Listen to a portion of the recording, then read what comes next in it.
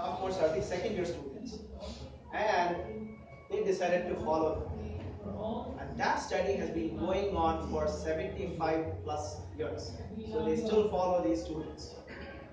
So every year they used to go and check, every 2 years they would send questionnaires. Not only questionnaires, they would also check their blood pressure, heart rate, they would do blood tests, and they would ask them, what do you want to become, what are your aspirations, and then, they would even go to the point of noting what is the red color in their living room. Are you married? Do you have children? So they have this study for the past 75 years where they know everything about these people. And at the same time, they also started, now Harvard was primarily white and rich students. So at the same time, a couple of years later, they started taking students from, or children from inner city Boston. Inner city Boston, poor children, some of them didn't even have running water in the house. And so they took these students and they started following them. And over the next years, they have found out what makes them happy and what makes them healthy. Isn't that something we all would like to do? Imagine 75 years of experience and somebody is going to tell us the secret to happiness. Isn't that amazing? There is no recall bias here. Because if you ask a 90-year-old what made you happy, he might say something because that's a recall bias. Here, every year they are being followed up. So there is no recall bias.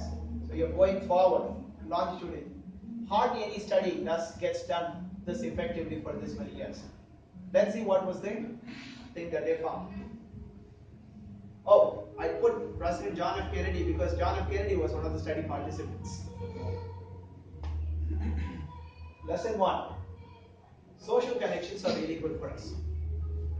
Okay, this was the first thing they found.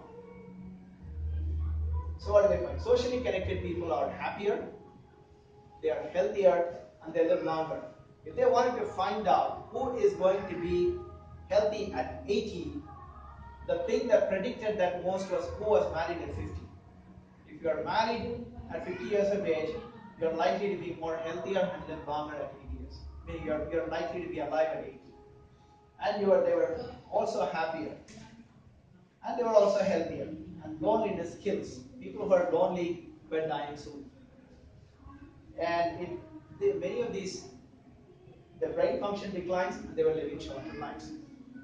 Now, it's not only in this study, there was a meta-analysis done.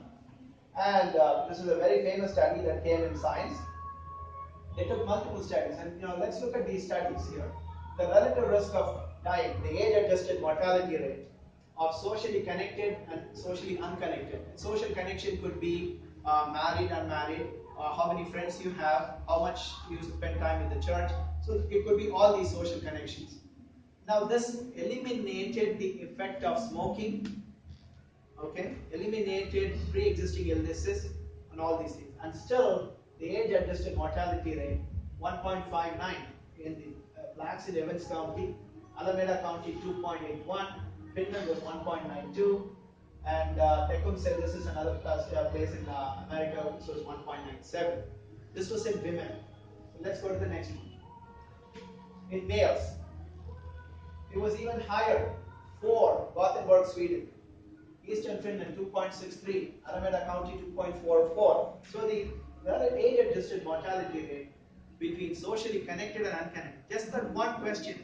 Do you have friends, family? Are you participating in church or your community versus not?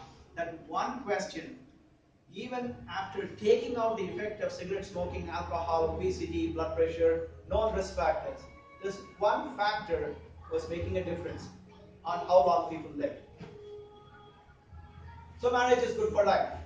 Married men live 7 to 17 years longer. Married women 5 to 12 years longer.